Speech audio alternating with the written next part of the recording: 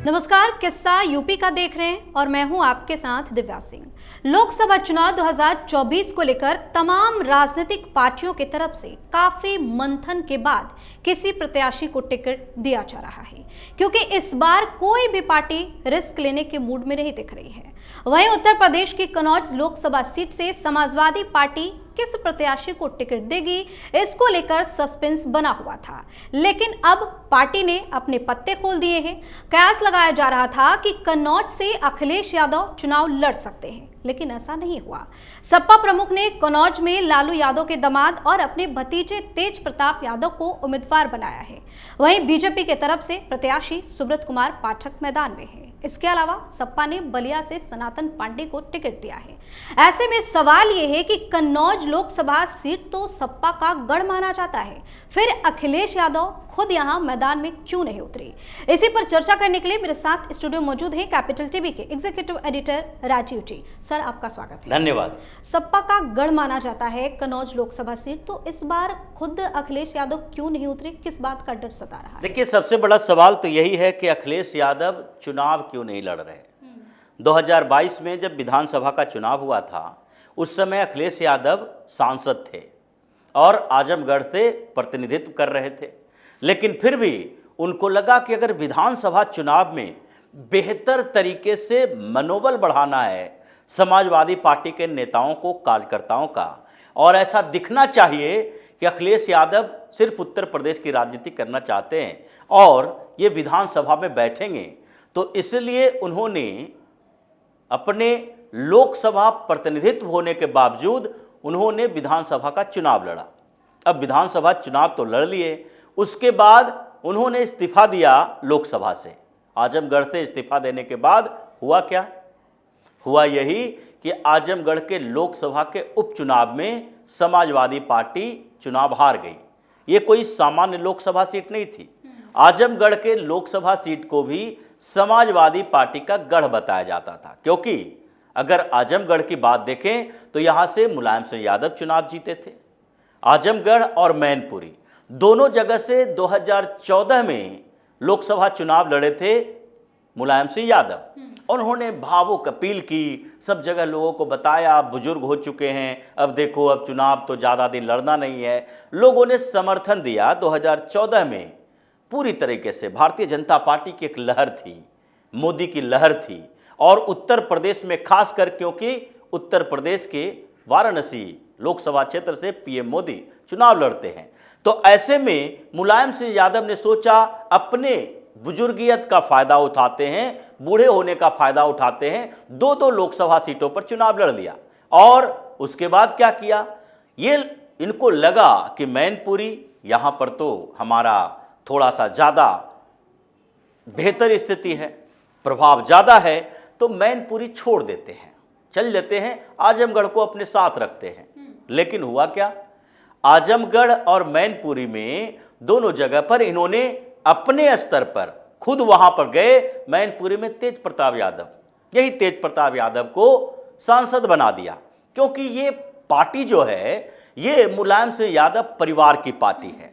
एक दो नहीं, 2500 ऐसे नेता हैं जो कि मुलायम सिंह यादव के परिवार के ही हैं, सांसद, विधायक, जिला पंचायत अध्यक्ष, यहाँ तक कि अब अगली पीढ़ी के लिए भी इन लोगों ने तैयारी शुरू कर दी है, जिसकी चर्चा बाद में करेंगे। लेकिन सवाल यह है कि अखिलेश यादव को जब विधानसभा चुनाव में लगा कि कार्यकर्ताओं का, नेताओं का मनोबल बढ़ाने के लिए जरूरी है कि खुद चुनावी मैदान में उतरे, तो लोकसभा चुनाव में ऐसा क्या हो गया कि अखिलेश यादव डर के भाग रहे हैं। ये राहुल गांधी की तरह भगोड़ा बन रहे हैं। जिस तरीके से राहुल गांधी अमेठी से चुनाव हारे और उसके बाद एक कन्फ्यूजन की स्थिति पैदा करके रखे हैं कि अमेठी से चुनाव लड़ेंगे या नहीं लड़ेंगे, उनके पास एक अलग रणनीति है कि अगर अभी चुनाव लड़ लिए, दोनों जगह से चुनाव की घोषणा हो गई, तो फिर वायनाड में जो 26 तारीख को वोटिंग होनी है वो प्रभावित हो जाएगी। तो 26 तारीख को वहां वोटिंग हो जाए, उसके बाद हम ये डिसाइड करेंगे कि अमेठी से चुनाव लड़े या नहीं। ऐसे अमेठी से चुनाव लड़ने के लिए उन पर दबाव है, लेकिन फिर भी वो भागते फिर रहे हैं, भगोड़ा बने हुए हैं। उसी तरीके से अखिलेश यादव क्या है, अखिलेश यादव ये नहीं सोच रहे कि हम लोकसभा चुनाव का हर जगह प्रचार करेंगे तो एक लोकसभा क्षेत्र तक सीमित क्यों रहे?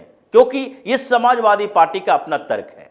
समाजवादी पार्टी के नेता जो जिनसे बात की जाती है वो बार बार कहते हैं भाई अखिलेश यादव अगर चुनाव लड़ेंगे तो फिर दूसरे जगह पर प्रचार करने में समस्या होगी। लेकिन ये तो विधानसभा चुनाव के समय भी तर्क देना चाहिए कि कैराना से विधानसभा चुनाव लड़ रहे हो तो क्या कैराना में ही प्रचार करते रहोगे? दूसरे क्षेत्रों में प्रचार प्रभावित हो जाएगा।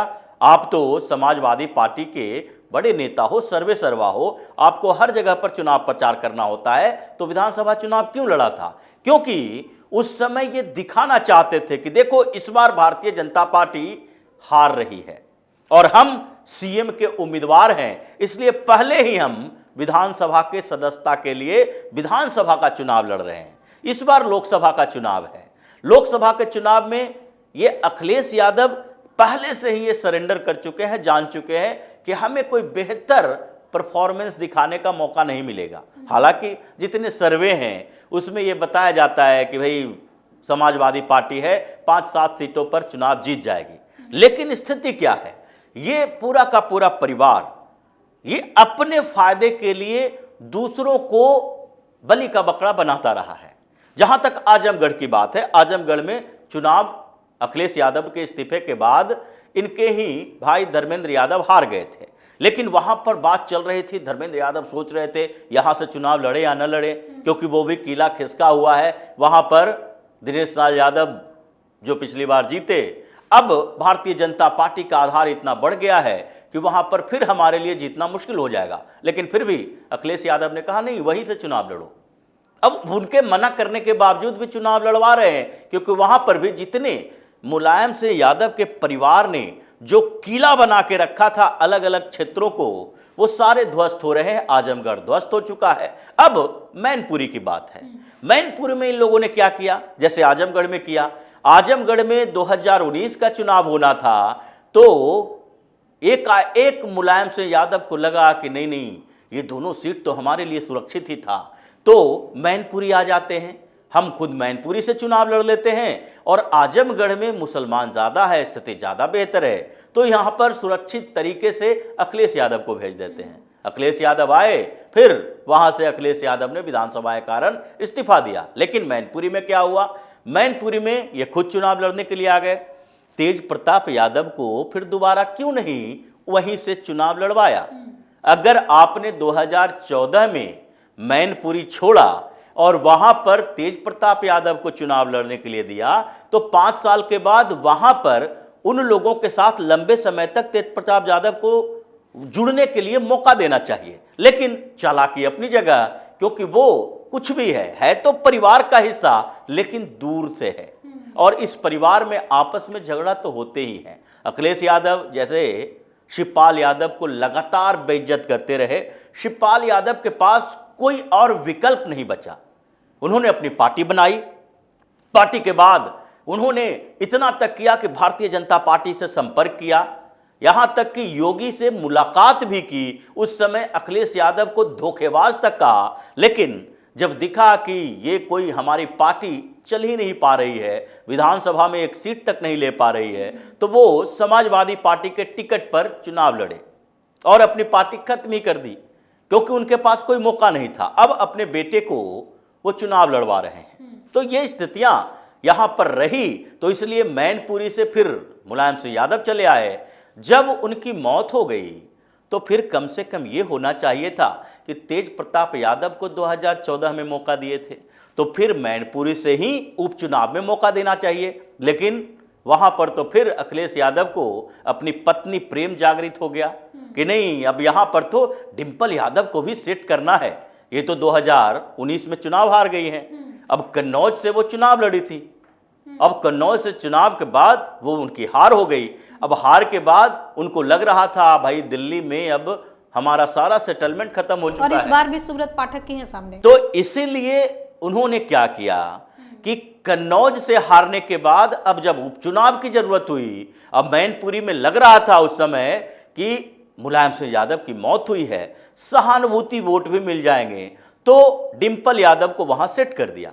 अब उपचुनाव तो जीत कर आ गई, लेकिन इस बार उपचुनाव वाली स्थिति नहीं है।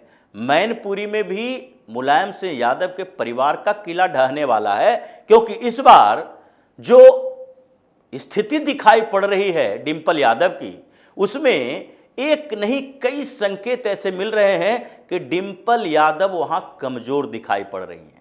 उपचुनाव में मुलायम सिंह यादव की मौत का जो लहर था, जो सहानुभूति मिल रही थी, वो सहानुभूति नहीं है। ये अपनी बेटी को अपने साथ प्रचार के लिए ले जा रही हैं। एक और दिक्कत है कि अपनी तीसरी चौथी पीढ़ी को तैयार करना है, क्योंकि मुलायम सिंह यादव ने अखिलेश यादव को तैयार किया और अखिलेश यादव अब आगे तैयार कर रहे हैं अपनी बेटी के लिए। तो प्लेटफॉर्म तो देना है, लेकिन दूसरी तरफ ये संकेत भी है कि 20-21 साल की लड़की जो अभी चुनाव नहीं लड़ सकती, अभी चुनाव लड़ने की उम्र नहीं हुई है, 4 साल बाद चुनाव लड़ने की उम्र होगी, 25 साल के बाद। अब ऐसी स्थिति में आप राजनीतिक मंच पर उनका उपयोग कर रहे हो, इसका मतलब है कि आप खुद से सक्षम नहीं हो कि हम खुद से ये चुनाव जीत सकते हैं। तो अपने परिवार के उन बच्चों का भी इस्तेमाल कर लो जिसके कारण कुछ लोग तो हमारे से जुड़ जाएं, उन लोगों का इस्तेमाल करना चाहिए। ये दिखाता है कि मैनपुरी में इनकी स्थिति कमजोर है। अब कन्नौज की बात है, जो सीट हारी हुई थी, अब वहां पर तेज प्रताप यादव का भी दबाव था, लालू प्रसाद यादव का भी दबाव है, क्योंकि वे उनके दामाद होते हैं और इन दोनों के बीच संबंध बड़े लंबे समय तक दोनों के बीच चल रहे रस्सा कस्सी के बाद हुआ था, क्योंकि लालू प्रसाद यादव और मुलायम सिंह यादव ये दोनों के बीच संबंध खराब संयुक्त मोर्चा के सरकार के समय ही हुआ था। ये दोनों चाह रहे थे उस समय कि हम प्रधानमंत्री बन जाए, क्योंकि उस समय प्रधानमंत्री ऐसे लोग भी बने जिसके बारे में कोई उम्मीद नहीं थी, कोई संभावना नहीं थी। उसी में से देवगौड़ा भी थे। देवगौड़ा का नंबर भी वैसे ही आया था, क्योंकि यहाँ पर नॉर्थ इंडियन पॉलिटिकल पार्टियां, जो रीजनल पॉलिटिकल पार्टियां थी, उसके सारे नेता ये सोच रहे थे कि अगर हमारे पड़ोस में बन गया, बगल वाला बन गया, यानी रामविलास पासवान बन गया, लालू प्रसाद यादव को भी खतरा हो जाएगा, बिहार से प्रधानमंत्री अब उनकी पैठ बढ़ जाएगी, तो फिर हमारी रीजनल पार्टी उसके मुकाबले में कमजोर पड़ जाएगी। मुलायम सिंह यादव की बात चली तो लालू यादव को दूसरा एक और आधार दिखाई पड़ा कि मुलायम सिंह यादव प्रधानमंत्री, ये तो उत्तर प्रदेश से बढ़ते हुए बिहार में पिछले 10 साल से चुनाव लड़ रहे हैं और ये चाह रहे हैं कि जब लालू प्रसाद यादव यादव होने के कारण बिहार के यादवों का नेता बन सकते हैं तो हम क्यों नहीं बन सकते, और इसलिए उन्होंने इनका विरोध किया।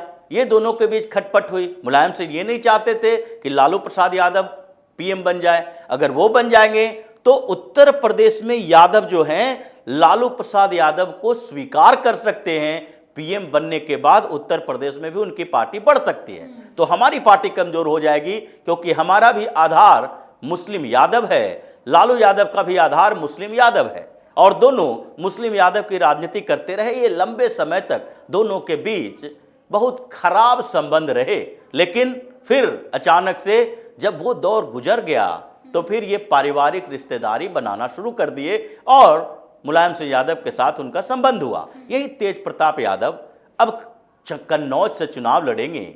ये हार तो लगभग निश्चित है, लेकिन सवाल ये उठता है कि ये जो इतने किले इन लोगों ने बना रखे थे, आखिरकार ये हर जगह भगोड़ा क्यों बन जाते हैं, टिक क्यों नहीं पाते हैं? अखिलेश यादव क्यों भाग रहे हैं इस चुनाव से, भगोड़ा क्यों साबित करने चाहते हैं अपने आप को? क्योंकि आपको आजमगढ़ से चुनाव लड़ना चाहिए था, आपने वहां से इस्तीफा दिया था, वहां आपके चुने हुए कैंडिडेट हार चुके थे, आपको वहां पर दावेदारी पेश करनी चाहिए थी कि देखो आजमगढ़ से हम चुनाव जीतने वाले हैं।